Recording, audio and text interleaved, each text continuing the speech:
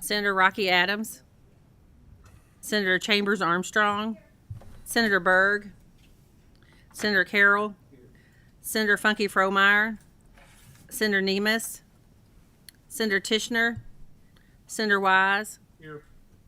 Vice Chair Douglas, Here. Chairman Meredith. Present. So now we do have a quorum. Several bills on for consideration today. We're going a little bit out of order. A lot of people have different committees they need to appear before. But I'll ask all the presenters to be as expeditiously as possible in your presentations so that we can move through this. And with that, our first bill we're going to hear this morning is House Bill 502. Representative Rebecca Raymer, she's already at the table. If you would, just identify yourself for the record, as well as your guest, and feel free to proceed. I'm Rebecca Raymer, represented 15th District. My name is Kevin Payton with Top Shelf Lobby, and I'm representing the American Association of International Healthcare Recruitment.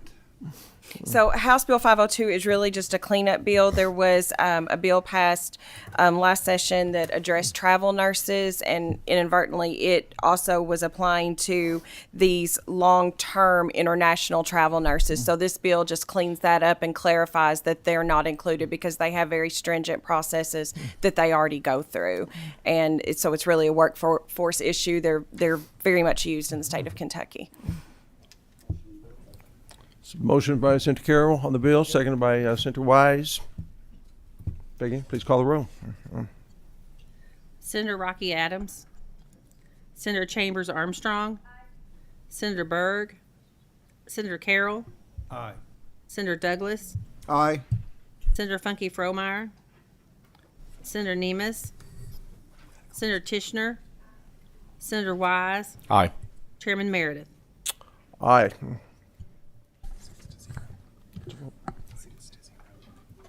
Vote is unanimous. Is there a motion for consent? Motion. Motion and a second for consent. All those in favor say aye. Any opposition? All right. Congratulations, Rebecca Raymer. Thank you very much. Appreciate you being here this morning. I see Representative Bentley here. I think he may have a scheduling conflict as well. Representative Bentley, if you're prepared, please come forward and we'll act on your bill.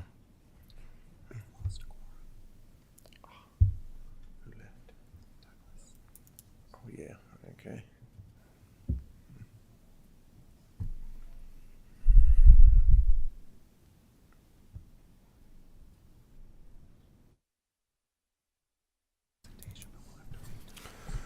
Representative Bentley, I'm sorry to tell you, but we just lost our quorum. I'm going to let you go ahead and start your presentation. So we may not be able to act on the bill, but now we have a quorum.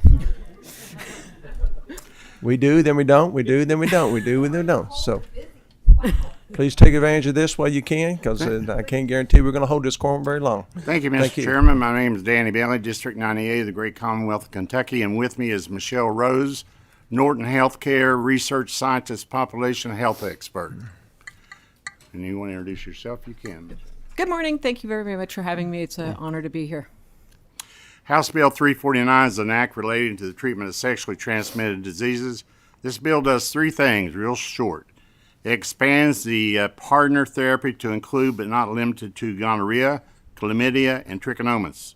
2, it removes felony offense for people with HIV who donate organs or tissue. And number 3, it allows HIV self-tests to expand access. You got 1 minute if you want to say something. Yeah, so under expedited partner therapy, the CDC expanded its recommendations from gonorrhea and chlamydia to trich, so this keeps it in line with the CDC recommendations. The self-test kit for HIV was approved by the FDA in 2012. The statute that's on the books was approved in 1990. We're just asking that that be eliminated. And the third is the donation of organs under the Uniform Anatomical Gift Act. All organ donation is regulated on a federal level, and in 2013, the U.S. government passed the HOPE Act, which is the HIV Organ Policy Act, and in that case, it made it okay for people with HIV to donate organs to people with HIV under a research protection. The idea of that was to lighten the load of individuals waiting for transplants. In 2022, there were over 133,000 people waiting for transplants. When you have people with HIV, they can donate directly, and so people without move up that list. So, and under the statute in Kentucky, under the Uniform Act, regulation around HIV donation is very limited. There you are, Chairman. Excellent presentation. Thank you. As always, appreciate it. Any questions, any comments? None entertain a motion? Motion, and second? Rick, please call the roll. Senator Rocky Adams. Senator Chambers Armstrong. Senator Berg. Senator Carroll. Senator Douglas. Senator Funky Fromeyer. Senator Nemus. Senator Tishner. Senator Wise. Aye. Chairman Meredith. Aye, vote is unanimous, and motion for consent in a second. We are moving this train right along. All those in favor say aye. Any opposition, by like sign? Not. Congratulations. Thank you, Mr. Chairman and committee. Pleasure having you this morning. We'll go back to the top of our agenda, looking at House Bill 176. Is Representative Nemus here? Representative Moser, you're substituting today. Pinch hitting, I guess, is a more appropriate term. Glad to have you this morning. If you would introduce yourself for the record, and feel free to proceed. Okay, thank you so much, Mr. Chairman, and I am standing in for Representative Jason Nemus. He had a meeting and a conflict this morning. I am Representative Kim Mosier of the 64th District, and I am just here to talk to you quickly about House Bill 176. This is a bill that was brought to us by the Kentucky Nurses Association to address the increase in workplace violence, especially in our healthcare facilities. 63% of medical providers are reporting injuries from violent attacks, and the workplace violence incidences are escalating. So all this bill does is aligns with 10 other states to collect information and reporting of incidences and put a training plan in place. That's basically it. It outlines all of the different training protocols and what the healthcare facilities to do, but it's all agreed upon language. Sad commentary on modern society, unfortunately, and that number of 63% certainly is alarming. I do know that Representative Nemus reached out to several groups, as Kentucky Hospital Association. They are in support of this. So, Right. Are there any questions, comments? Senator Carroll. And Mr. Chairman, I really haven't read through all of this completely. Facilities, healthcare facilities, serving those with intellectual disabilities. How would this apply to that? Because we have folks Right. in our facility that's just going to happen sometimes. I don't know that it doesn't comment on any sort of penalties. This is an initial assessment. So this has healthcare facilities assess their physical environment as well as any strategies that would address security violations, staffing patterns, patient classifications, and so it would take into consideration the patient population. And I guess regulations follow, and centers similar to ours would probably cover those types of things. I would think so, because this is just an initial assessment. So it's to put together that initial report to take a look at how facilities can be improved, staffing can be improved, and so forth. Okay, thank you. Thank you, Mr. Chairman. Other questions, comments? Entertain a motion. Motion by Senator Chambers Armstrong, seconded by His mic's not on. Senator Berg. Is that a second or a question? All right, thank you. All in favor of the motion, excuse me, got us a little bit backwards here. Please call the roll. Senator Rocky Adams. Senator Rocky Adams. Senator Chambers Armstrong. Senator Berg. I'm going to very quickly explain my I vote. I have a sister who's a nurse, or she was a nurse. She's retired now, who was physically attacked by one of her patients. And the handoff between admissions and the floor was so horrible. I mean, this patient in admissions had said, "I am going to take somebody down." that was not sent upstairs. She goes up with 2 armed guards next to her to sedate this patient, and he takes her to the floor, dislocates her vitreous, multiple surgeries to fix her eye. It's got to stop. It's got to stop. Unfortunately, it is a sad, sad testament to what's happening in our hospitals, but it's happening. So thank you. Thank you. Senator Carroll.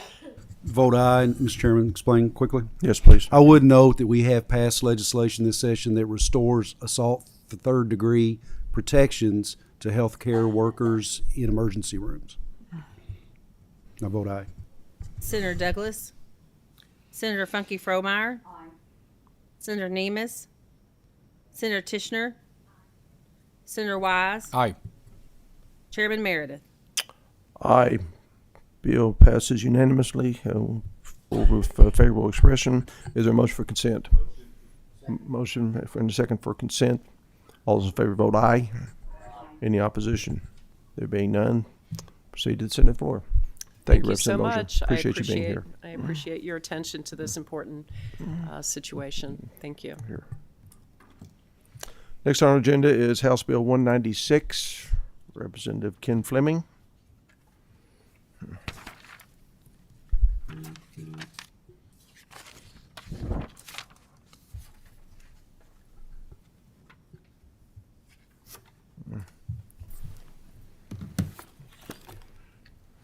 Representative Fleming, you know the routine here. If you would, please identify yourself for the record, along with your guest, and feel free to proceed.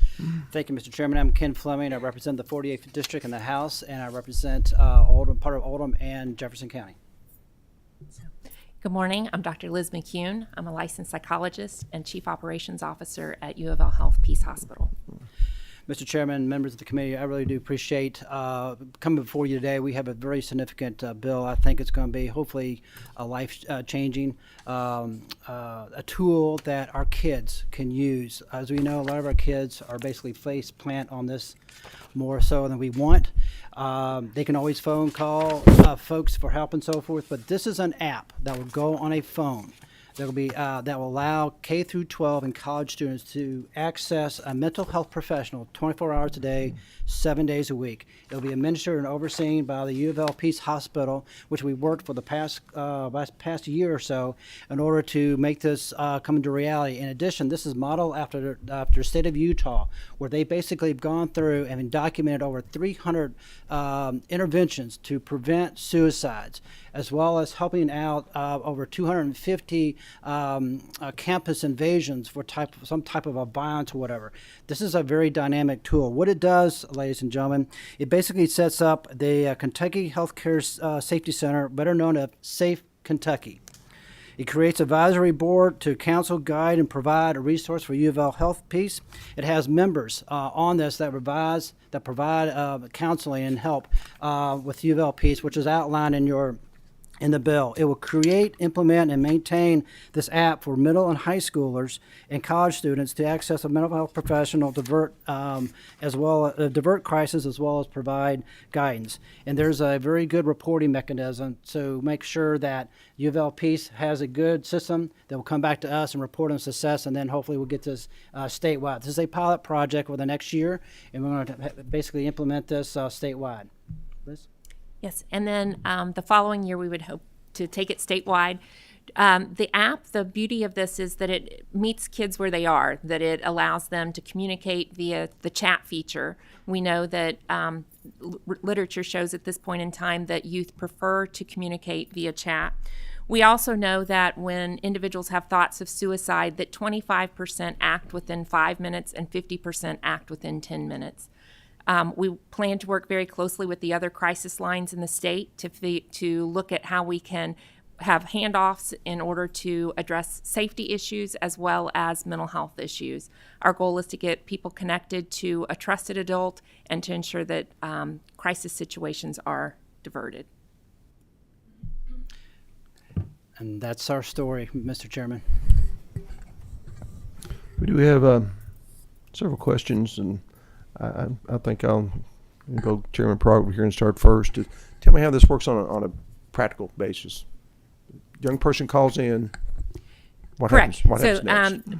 whether they would call, chat, or they could send a message in, there was a licensed person 24 hours a day that would respond to that chat. The person does not have to reveal their identity. It allows them to remain anonymous. They would respond back to that chat, try to gain information if there's a specific threat. If it involves wanting to harm others, we definitely would want to include law enforcement right away, or potentially, if it's a threat to the school, include school officials right away. If it's a threat of self-harm, we would work to try to find out who a trusted adult is and then work toward ensuring that that person's saved. If we are unable to guarantee their safety, we would get the information from the device to police that then, if needed, could potentially do a search for the IP address and reach out if they could locate the individual. What if there's a need for ongoing counseling? How would that? This is a crisis intervention piece. Decisions regarding ongoing treatment or things like that would be made after the fact. We wouldn't be a part of that. We would just try to get the individual to a point of safety, and then parents, guardians can then participate in helping determine what next steps are. Senator Douglas, you have a question? I do, Mr. Chairman, but it may be expanded. May I ask a question? Yes. Okay. Please. We are looking at elementary, middle schools, high schools, and post-secondary schools. Is that affirmative? So I think initially we would be looking at middle schools and high schools, and then eventually expanding to include post-secondary, and then Utah went down into the elementary schools. We would look at going to elementary schools as a future expansion. Mr. Chair, may I ask a second question? Yes, please. Thank you.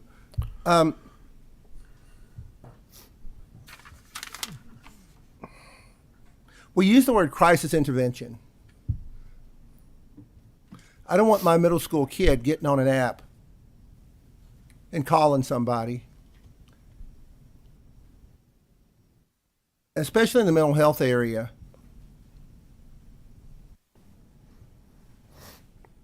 To assess where they are. Can you help me with how that works? I missed part of your presentation, my apologies, but would you help me with that? Yes, I'll try.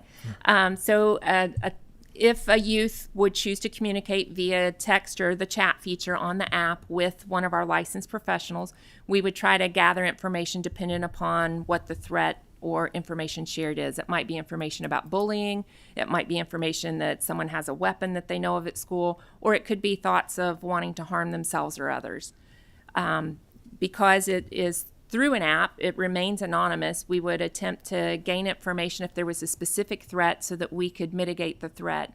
If it involved wanting to harm themselves, we would also work to build a relationship quickly via the communication so that we could try to get that person to a safe environment. And we know from Utah's experience that they have been able to do that. Their last report that they had where they had over 30,000 calls or chats come in the last school year. Senator Wise. Thank you, Mr. Chairman. Representative Fleming, thank you for the legislation. I know we've talked about this before in the past of working on Safe Kentucky and this app. My question, and I think some of this maybe got resolved yesterday, the communication with the Kentucky Center for School Safety. They had, in what we passed a few years ago with the School Safety and Resiliency Act, to have a tip line. My fear is always communication breakdowns, coming from my background of federal law enforcement, of agencies not sharing information. My fear is if we have so many different numbers and so many different ways, making sure the appropriate people have the information. If a student calls this line or communicates here, but it not gets over to the Center for School Safety, knowing if they've got same information or they don't have this information, how are we going to be able to work within everybody to keep our students safe from harming themselves, but also in terms of what could happen in a school environment. So that's my first question, if you could help me on that. Yes. Thank you so much for bringing forward that concern so that we could reach out and have conversations yesterday. As part of the bill, we have listed an advisory council that does include Homeland Security as well as the school safety. And we have, as part of the implementation plan, talking through how the different crisis lines would work together. In our conversations yesterday, we learned that about 50% of the calls that come in on those tip lines now are mental health related. And they do not have a licensed person who responds to those calls. So we talked about how it might work very well together for our licensed people to be able to have a handoff and take care of some of those calls. And likewise, when we have threats of harm that would involve damage to the school, we could hand off. So we have a planned conversation to occur in the next week with them, as well as having them as part of the implementation and the advisory board. Just one more follow-up, Mr. Chairman, if I may. Thank you so much. And I do think that needs to be reciprocal. They've got information to make sure you all are getting that, and vice versa as we go forward. I noticed there's not an appropriation in the bill based on the session that we're in. Is this going to be something that we come back next session looking to fund? The reason being is the tip line is not costing us in the legislative body to fund that. Do we know a cost of what this may be? Yeah, well, let me go back to your previous question. Basically, part of the key in the U of L Peace Hospital is going to be a really strong effort in looking at and understanding their budget for this. A really strong effort in marketing. They're going to really ramp up and bring somebody on to go out to these schools in a pilot project to make sure they're aware and so forth, to make sure there's a cooperation and understanding of the resources available to the kids. Going back to your other question, is that the tip of the hat to U of L Peace and the foundation. They've raised $350,000 from the private foundations in order to keep this going. There's still money out there that's potentially be coming in to help support this. So this is basically, and this goes back to my philosophy when I run my mental health center, and that is when I go for a grant, I go for a grant and say, can you help us out for seed money for say $30,000, $20,000, and $10,000 over 3 years, and then boy, it's on me to go out there and try to find the money and raise the money and so forth. So this is part of the approach, that this would be a part of a seed money in doing that. But to answer your question, there is in order to do this as a free service to folks throughout the state, we'll be looking at having some type of appropriation from the state and doing that in order to continue this. But that doesn't mean that we're going to come to the state and to ask for some money. The point is that yes, that tip line is not costing the state. There's a lot of alternatives that we can help and basically roll this in. And just to let you know, you're very, very appreciative in terms of, I'm very appreciative of you in the initial phase of this, because my original thought was to have this under the Center for Safety, and it still could work, provide that along with the U of L Peace Hospital to do that. Thank you, Mr. Chairman. Thank you, Senator Berg. Thank you, Mr. Chairman. In healthcare, we know from experience that it's really important to try to meet people where they are. And I really, really like the idea that this is available on chat, because I know from my own personal experience that that's where my child went the morning he killed himself.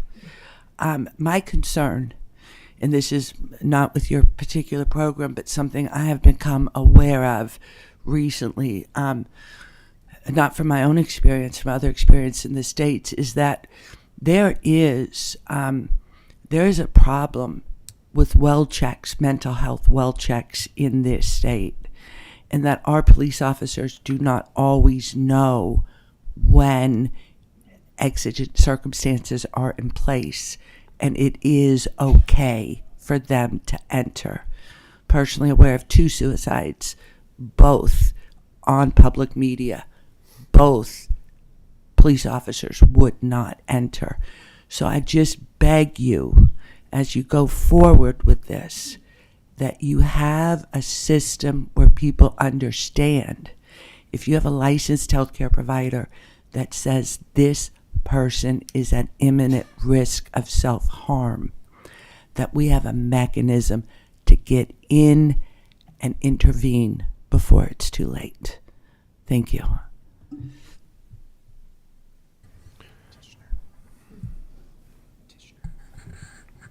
Senator Tishner, you have a question, comment? Thank you, Mr. Chair.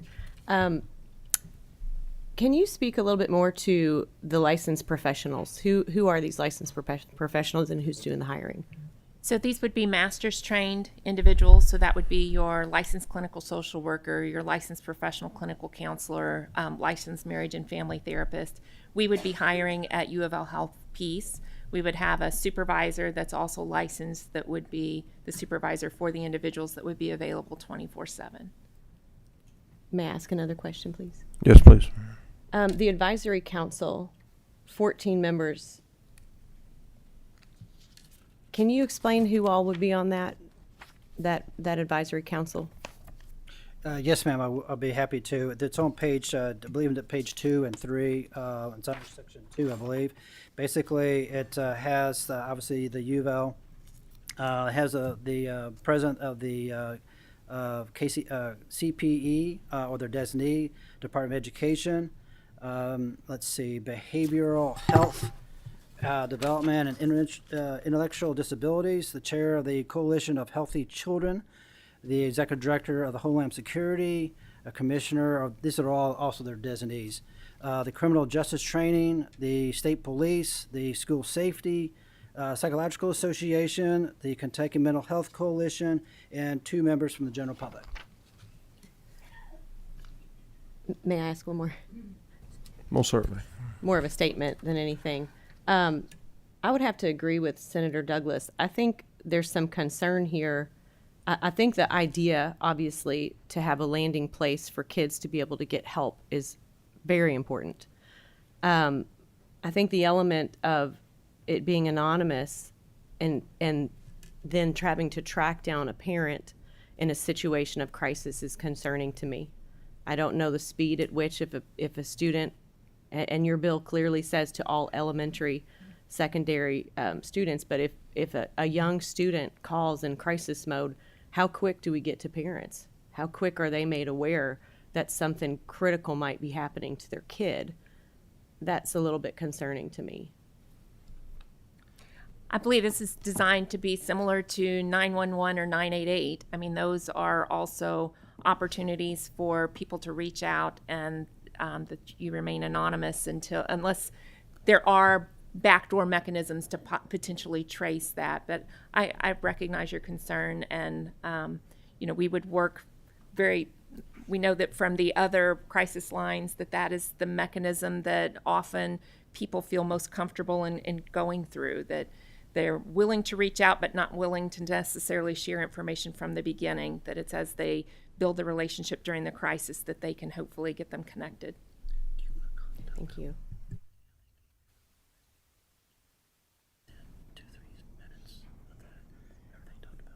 Right. I'm not sure whether it got included in your packets or not, but we did have some anecdotal stories from Utah where they have multiple stories that they shared with us. I believe one of them that was to be included spoke about a child that was called in, and within 2 or 3 minutes they were able to deploy an officer that also then reached out to parents, and they were able to mitigate the situation. So it received a lot of media coverage as well, just because it was the right tool at the right place at the right time.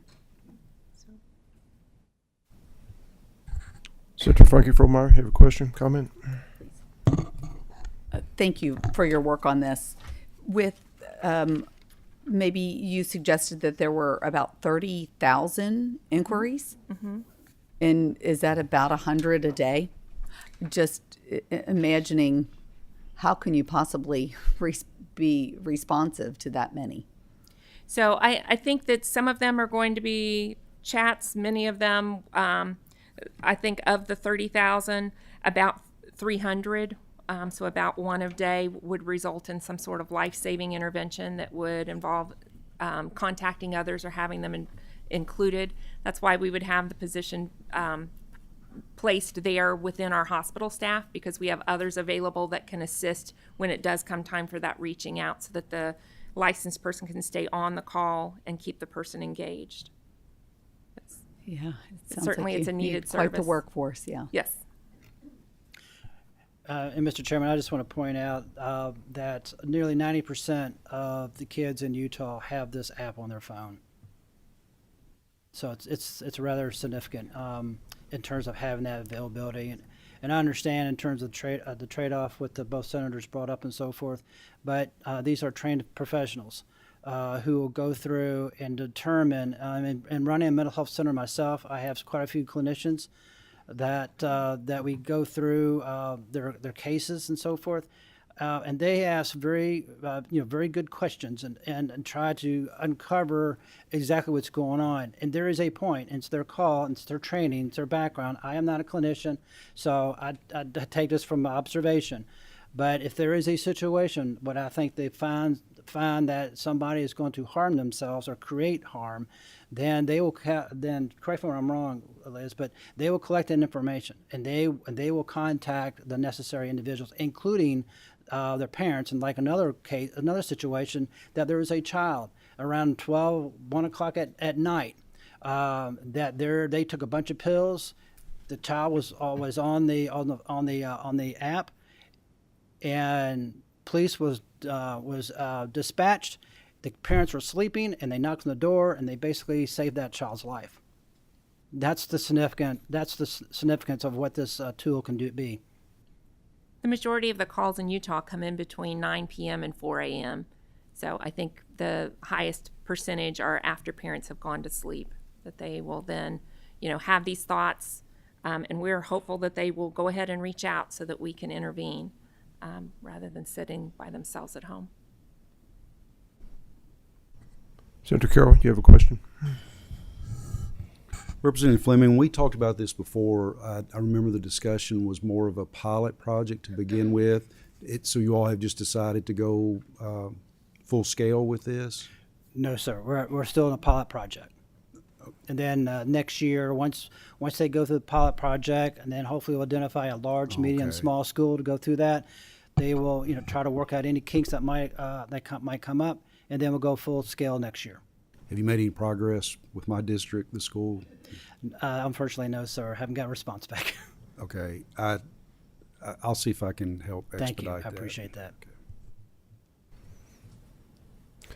Thank you for the presentation. Thank you for the questions. Appreciate the comments from our committee members. I think we're all united that we want to address this problem. It's how we get here. And I think we all agree this can be a valuable tool. It can be our best friend, but it can also be our best enemy. And I think that's some of the concern that we're hearing today is how does it work in practice? And, I'm not sure that a few thousand kids on an app is an endorsement. TikTok could say the same thing, but we're dealing with that struggle as well. But I think I speak on behalf of the entire committee. We appreciate your attempts to address this issue. With that, if there are no other questions, comments, I'd entertain a motion on the bill. Motion by Senator Funky Fromeyer, seconded by Senator Berg. Becky, please call the roll. Senator Rocky Adams. Senator Chambers Armstrong. I'd like to explain my vote to abstain, Mr. Chairman. Yes, please. I'm employed by the University of Louisville Law School. It's a separate legal entity than Peace Hospital is. I have no personal interest, financial or otherwise, in this project. This does not appropriate money. I suspect that when I get an opinion in writing, I will have no ethical conflict, but today I'm going to abstain out of an abundance of caution. Thank you. I appreciate that abundance of caution. Thank you. Senator Berg. Can I ask a quick question? If I'm employed by University of Louisville School of Medicine, do I need to recuse myself as well? Well, you know the old saying, I'm not an attorney, I have slept at Holiday Inn, but if I it would doesn't say- affect you personally, then there shouldn't be any conflict. Okay, thank you. Not that I'm an attorney either. I'm like, oh my God, I don't know. I really want to thank you for this. I really, we have got to meet our young people where they are. And they are on their phones chatting away. And I really, sir, appreciate you doing this, and I appreciate you putting the time and energy into this. I think this could really have a positive impact, and we need positive impacts at this point. So thank you. Your vote, please. Yes, you need to record your vote, please. Senator Carroll. Aye. Senator Douglas. I'm going to pass on this morning. Senator Funky Fromeyer. Yes. Senator Nemes. Aye. Senator Tishner. Explain my vote. Yes, please.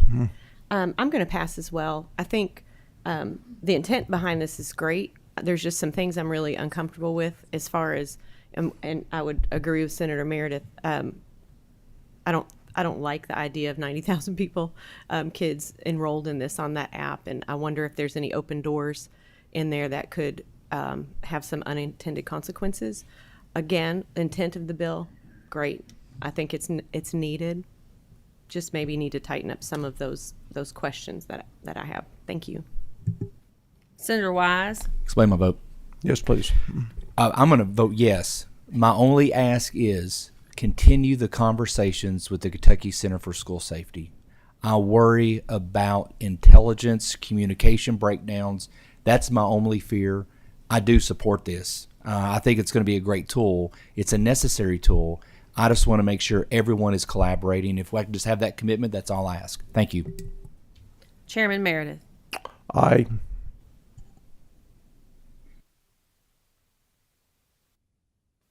The vote is 6 ayes, no opposition, 2 pass. It will pass with favorable expression. However, since we have pass votes, it's not eligible for consent.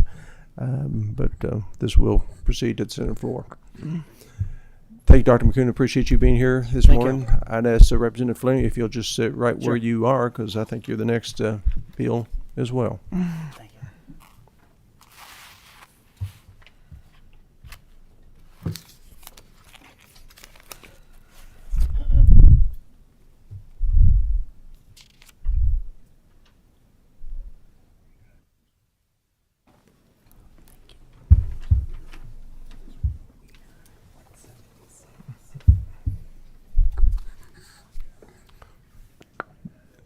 Just a moment while air traffic control handles the traffic up here.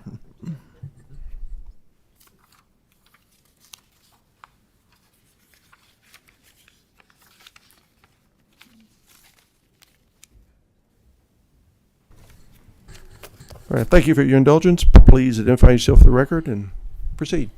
Thank you, Mr. Chairman, and ladies and gentlemen of the committee. I'm Ken Fleming. Once again, I'm Ken Fleming. I represent the 48th District and represent the Oldham and Jefferson counties. Aaron Thompson, President of the Council on Post-Secondary Education. Dr. Leslie Sizemore with the Council on Post-Secondary Education, Healthcare Workforce. Welcome this morning. Please proceed. Thank you, Mr. Chairman, and ladies and gentlemen of the committee. I really do appreciate the opportunity. House Bill 200, I believe, is going to be a significant change in increasing the healthcare workers throughout our state. We have talked to a number of individuals, from families to stakeholders, looking at media reports. We've gone through committee hearings in the interim, as well as having task force to look at the healthcare workforce shortage. And I think we recognize that there is a crisis when it comes to healthcare workforce. And then it's not only a growing crisis, which threatens not only to burden families and providers, but it may also jeopardize the very availability of critical care and health services to our citizens throughout the state. And I guess I want to sort of summarize basically what this bill does. And basically, it kickstarts career paths for all Kentuckians who are interested in a healthcare career. And it also puts a jetpack on the training, healthcare training, that we so desperately need. CPE, the individuals before you, will be administering and overseeing this program. In a nutshell, what it is that this is a public and private partnership where funds from the state will match. Actually, there'll be a matching from the funds, available funds, I should say, that will go into this program. This money will be 65% allocated to the scholarships. The remaining part of the money is going to go to those partners that are healthcare providers, but more importantly, really the healthcare programs that are in our universities, that are in our training centers and so forth, so they can build up faculty, so they can look at some equipment to help support those initiatives. That's I think that's very critical to help to build that up. This is sort of modeled after the Florida, which is really narrow, but really we've expanded this to a broad spectrum. When I say healthcare workers, I'm talking about nurses, nurses aide, mental health professionals, dental hygienists, those sorts of healthcare workers that we so desperately need. There are numerous, over about 12 different associations that have joined us in supporting this legislation, and I can go through a litany of them. But basically, they are very supportive, and they also have a dire need. In fact, KHA came out with a report about 2 years ago that said there's like 13,000 that are needed in the healthcare profession. If you go back even further, probably about 8 years ago, there is a study that was done that showed a significant need to help fulfill the healthcare workers throughout the region. Two things I want to bring to your attention. One is that CPE will go through and look at those underserved areas, not only from a regional, geographical region, but also from a professional point of view. In addition to that, they're looking at and being mindful of small businesses. And then if y'all are in business, and you probably know this anyway, but a lot of our economy is driven by small businesses. And so this is going to help out with small business as well. I want to let you know about two things that's in this bill, a couple of things. One is accountability. The CPE will come back to us on a frequent basis to let us know how things are progressing. Are we meeting our benchmarks? When you look at the number of healthcare workers right now, you're at a level. This program, we want to make sure this program will go that level plus more in order to do that. And that reporting mechanism is there. In addition to that, CPE is very gracious, and they said they're going to participate, or actually the General Assembly is going to help participate with the regulations and make sure that the intent is there as well. So there's a really strong reporting requirements to make sure that we're going to accomplish our goals and objectives to do that. I was going to let Dr. Thompson, which I appreciate him being here, comment on the bill. Thank you, Representative Fleming. Good morning, Mr. Chair and committee. A couple of things I'll say first, if you don't mind, before I get to this bill. I've been in higher education for 35 years. I know I don't look it, Senator Nemes, but and also almost in healthcare for that long. And two things I will tell you. I mean, you don't have a strong economy without a strong, educated, healthy workforce. We are behind the 8 ball on, my opinion, both of those, but we're trying. The item that I will tell you also with the last couple of folk that come to the table, and I'll promise I'll speak on the bill. I mean, these are the conversations we should be having all across Kentucky, but especially in these chambers. It's important that we know that anything that can help save a kid is an important thing to look at. And I'll just say that. The item about this bill that I like the most, I look at return on investment for every dollar you put into whatever you put it into, and to see exactly what it does for the individual as well as for the state. And this bill, which is a public-private partnership, goes to exactly that. Last budget cycle, you gave us $10 million to create the Healthcare Collaborative Workforce Initiative. And with that $10 million, we've got 49 partners. That's putting a lot more into it, healthcare partners. This public-private partnership is exactly the way we should be thinking about moving forward on a variety of things, but especially in an area where we are in dearth. I mean, almost every healthcare profession we're in dearth on. And the only way you're going to build that is to create a pipeline that keeps giving for a long time. And this bill goes to exactly that. I really appreciate Representative Fleming and those that are part of this because it was creative. I appreciate you allowing CPE to be a part of it, to shape it whereby it will not only give the outcomes that you're asking for, but also obviously the return on investment. Thank you. Chair and committee members, the only thing I would add to that is that in order to address this issue, we have to hit it from a multitude of levels. So we're doing work with Healthcare Workforce Initiatives Unit at CPE through a lot of methodologies, and this is one very well articulated, strategically sound tool that we could use to address our workforce shortages. We're going to have to hit it like a scatter shot, not like a missile. So we're going to have to hit it from a lot of different directions. And this scholarship bill and program incentive bill is a perfect way to address those needs, in my opinion. There's a motion and a second. Are there any questions, comments before we take a vote? Dr. Thompson, I appreciate you talking about return on investment, but you don't have to sweet talk me. It's everything we do here, but Representative Fleming, I do appreciate you bringing this. It really is innovative. I like the kind of the P3 concept to it, and it really shows that through the partnerships with the private sector and commitment from state government and our public institutions, we can address these problems that we're facing. And you heard the bill earlier about the workforce violence in healthcare. You know, this is a contributing factor to it, the fact that we do not have enough people to handle the workload needs. So I think this is a great bill and commend you, Representative Fleming, for bringing it forward. With that, other questions, comments? Becky, please call the roll. Senator Rocky Adams. Senator Chambers Armstrong. Senator Byrd. I talk a lot. I explain my I vote, please. Yes, please.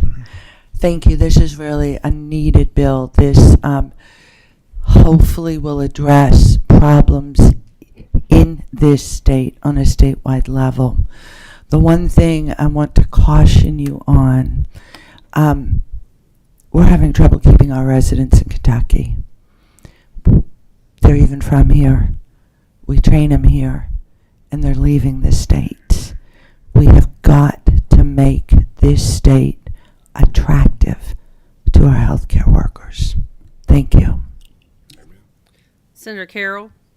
Aye. Senator Douglas. Aye. Senator Funky Fromeyer. Aye. Senator Nemes. Explain my vote, please. Yes, please. I want to thank you all for bringing this, and Dr. Thompson, you know anything about workforce development, I'm on top of. Remember, Norton's is doing a lot of apprenticeship programs, registered apprenticeship. You might see how you can incorporate that, scholarships with that.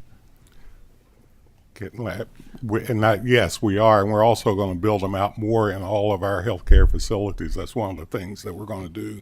We'll use Norton Baptist, some of the others, as good examples of how we can do that. Thank you. Senator Tishner. Senator Wise. Aye. Chairman Meredith.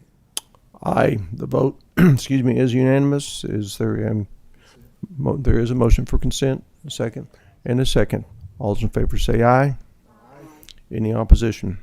There being none, then we'll go on the consent calendar, and congratulations, Representative. Appreciate your efforts here. Thank you, Mr. Chairman. Thank you, ladies and gentlemen of the committee. I know you hope to have both on consent, but, Meatloaf said 2 out of 3 ain't bad. Well, 1 out of 2 ain't bad either, so. But thank you. Appreciate you being here this morning. Last bill we'll hear this morning is House Bill 391. Representative Amy Neighbors been sitting patiently in the back of the room, and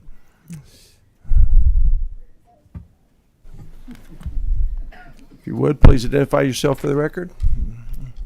Amy Neighbors, and I represent the 21st House District. My name is Betsy Johnson. I'm the president of the Kentucky Association of Healthcare Facilities. Glad to have you here this morning. Feel free to proceed. All right. So thank you, Chair and Committee, for hearing House Bill 391 today. House Bill 391 is a simple bill that will increase transparency, communication, and promote high-quality care to long-term care residents. In short, this measure requires the Cabinet for Health and Family Services and long-term care provider associations to lead an annual joint training for long-term care facility surveyors and long-term care providers. CHFS and the long-term care provider associations will work together to plan trainings that will be held remote or in person and will aim to provide a better understanding of regulatory matters and other important information. That's basically the bill in a nutshell. But if you have any questions of myself or Miss Betsy here, we'd be happy to Motion answer. on the bill.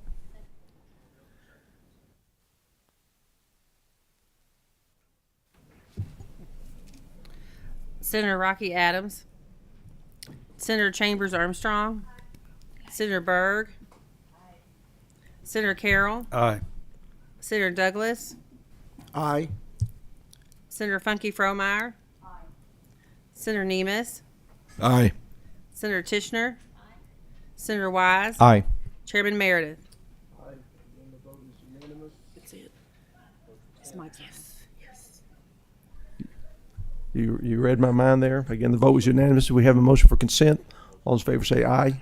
Aye. Any opposed? All right. Congratulations, Representative. Thank you. Chairman. Just a couple of May I ask Betsy a question before she Oh, leaves the certainly. table? Betsy, over here. Have we made any progress with the partnership with child care and nursing homes? Yeah, we did that research, Senator. I will follow up with that. The last email I sent to you is all the information I have, but Okay. I think you are onto something for sure, and we need to do that to address our workforce. Okay, thank you. I appreciate you following up with me. Thank you.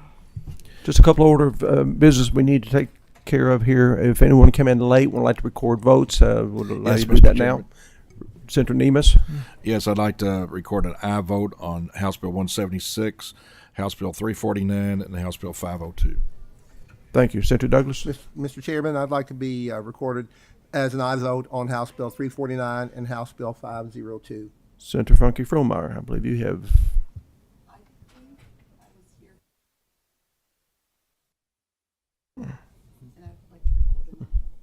All right, thank you. Last order of business before we adjourn. We still have several bills we're going to have to hear before we leave this 2023 session. To that end, our next meeting is scheduled for Wednesday, March 29th at 10 o'clock. We originally thought we would do it next week, but we're concerned we would not have a quorum, so I would appreciate if you put on your calendar. I'll repeat that again, Wednesday, March 29th at 10 o'clock. I think presently we have 4. We may have as many as 6 bills to hear that date. But with that, no other business, this meeting stands adjourned. Thank you for your attendance.